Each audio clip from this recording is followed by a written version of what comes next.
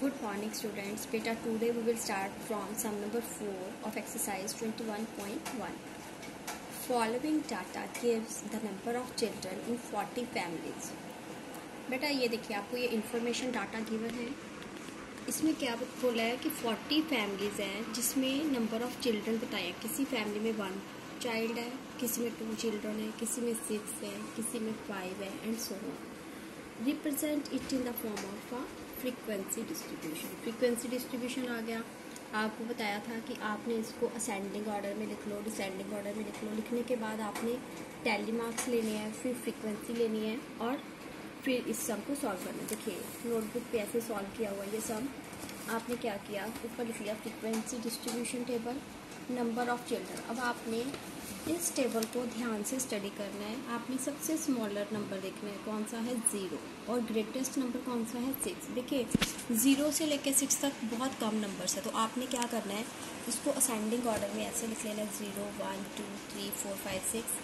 अब आपने ये देखना है कि 0 जिसमें कोई भी चाइल्ड नहीं है, जिस फैमिली में, ऐसे कितने फैमिलीज़ हैं जिसमें कोई भी चाइल्ड नहीं. देखिए 0 वाले देख लेंगे आप, 0 1 2 times 3 times 4 times 5 times. 5 times ऐसी फैमिलीज़ हैं, 5 फैमिलीज़ ऐसी हैं जिसमें कोई भी चाइल्ड नहीं है. तो आप यहाँ पे आपको बताया था 5 कैसे लिखते हैं, 1 2 3 4. ओके, उसके बाद एक लाइन लगा देंगे. 5 को ऐसे ही नहीं लिखना, ये गलत है, दिस इज़ रॉन्ग. 4 लिखने के बाद एक लाइन लगा दी, दैट इज़ 5. उसके बाद 1 ऐसी कितनी फैमिलीज है जिसमें ओनली 1 चाइल्ड है. तो जब आप इस डाटा को ध्यान से स्टडी करोगे, काउंट करोगे नंबर्स को, तो आपके पास कितने आ जाएंगे 7. 5 ऐसे लिख लिया, आगे 2 लाइन्स लगा ली, दैट इज़ 7. उसके बाद 2 चाइल्ड वाली ऐसी कितनी फैमिलीज हैं. उसके बाद आपने 2 का देखना है कि कितनी फैमिलीज है जिसमें 2 चिल्ड्रन है. जब आप इसको सॉल्व करोगे, काउंट करोगे, ये आपके पास आ जाएगा 11.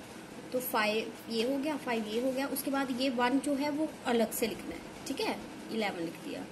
3 वाले आ जाएंगे 5, 4 वाले आ जाएंगे 6, 5 वाले आ जाएंगे 3, 6 वाले भी 3. बेटा ये ध्यान से देख लो, इसको आपने कैसे लिखना है. पहले आपने ऐसे 5 लिख दिया, फिर 5 लिख दिया, और ये डिफरेंट लिखना है, ठीक है, ये टच नहीं होना चाहिए साथ में. ओके, जब आपने इसका बेटा टोटल करना है 40 आना चाहिए. अगर गलती से पेपर में स्टूडेंट्स का 39 आ जाता है तो फिर मार्क्स कट जाते हैं. मतलब अगर 4 मार्क्स का सम है तो 2 मार्क्स कट जाते हैं. इसका मतलब आपने कहीं पे मिस्टेक की है. आप फिर से सारे को फिर से देखोगे कि हमारी कहाँ पे मिस्टेक हुई है. तो ऊपर इन्होंने बोला ना 40 फैमिलीज, तो आंसर 40 आ गया आपका, साथ में ही टैली हो गया कि आपका आंसर ठीक है. नेक्स्ट बच्चे देखिए सम number 5. Prepare a frequency table of the following scores obtained by 50 students in a test. देखिए 50 स्टूडेंट्स का टेस्ट हुआ, उनके कितने कितने उन्होंने मार्क्स टेस्ट में लिए. देखिए किसी ने 42 लिए, किसी ने 51, 21, 42 एंड सो ऑन. अब देखिए अगर हम इसको इस अकॉर्डिंग करते, जैसे 0 1 2 ले लेते, तो हमारे पास असेंडिंग ऑर्डर में कितने सारे नंबर्स आ जाने थे, वो हम अच्छे से इंफॉर्मेशन नहीं दे पाएंगे. तो ऐसे अगर ग्रेटेस्ट नंबर और स्मॉलेस्ट नंबर का डिफरेंस ज़्यादा आ रहा है, 40 का डिफरेंस आ रहा है, 50 का आ रहा है, 60 का आ रहा है, 100 का आ रहा है, तो फिर आप इसका ग्रुप के साथ करो, ग्रुपिंग मेथड के साथ. तो आप इसको कैसे करोगे. हाँ जी, देखिए आपने क्या करना है, आपके पास जो इसमें स्मॉलर नंबर है आई थिंक 7 है, ठीक है, और जो ग्रेटेस्ट नंबर आ रहा है आई थिंक वो 67 है. 67 और 4 में डिफरेंस कितना है 63 का. तो 63 अगर हम नंबर्स असेंडिंग ऑर्डर में लिखते हैं तो वो गलत हो जाएगा. अब हम इसको ग्रुप में लिखेंगे 0 to 9, then 10 to 19, 20 to 29, 30 to 39, 40 to 49, 50 to 59, 60 to 69.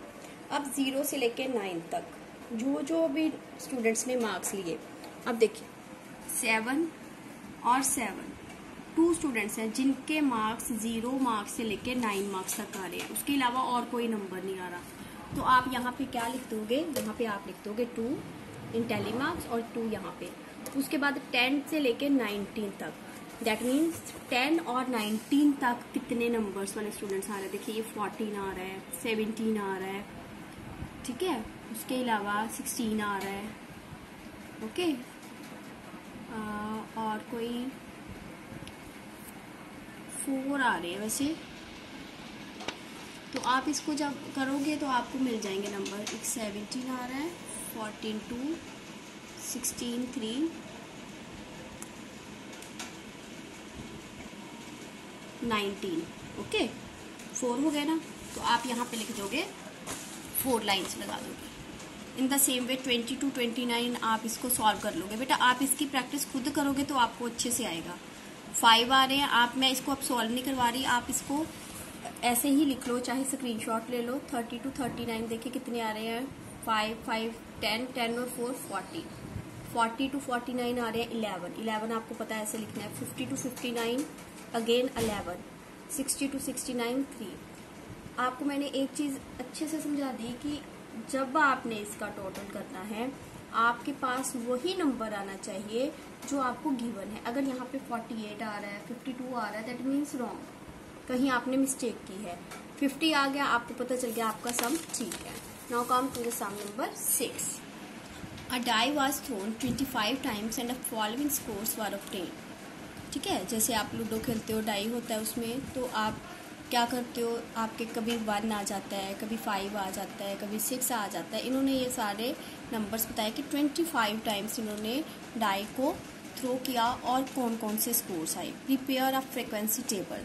अब देखिए स्मॉलर नंबर क्या है 1 और ग्रेटर नंबर क्या है 6। इसका हम ग्रुपिंग नहीं करेंगे, 0 to अगर 5 करेंगे वो तो सारे ही एक ग्रुप में आ जाएंगे। हम कैसे करेंगे, जैसे हमने नंबर ऑफ चिल्ड्रन वाला सम किया था, सेम वे 1 से करेंगे, 0 नहीं लेंगे क्योंकि डाई में 0 नहीं आएगा।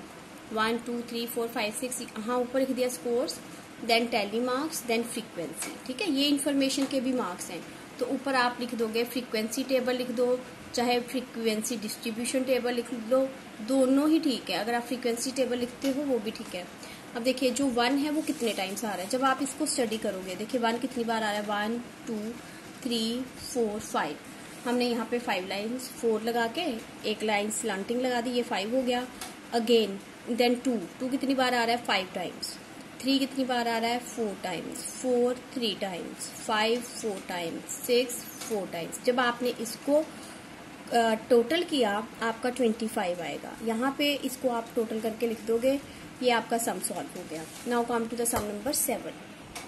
सम number 7, in a study of number of accidents per day the observations for 30 days were obtained as follows. देखिए इन्होंने बोला है कि जो नंबर ऑफ एक्सीडेंट्स हो रहे हैं, किसी दिन 6 एक्सीडेंट्स हो रहे हैं, किसी दिन 3 हो रहे हैं, किसी दिन 5, किसी दिन 6 एंड सो ऑन।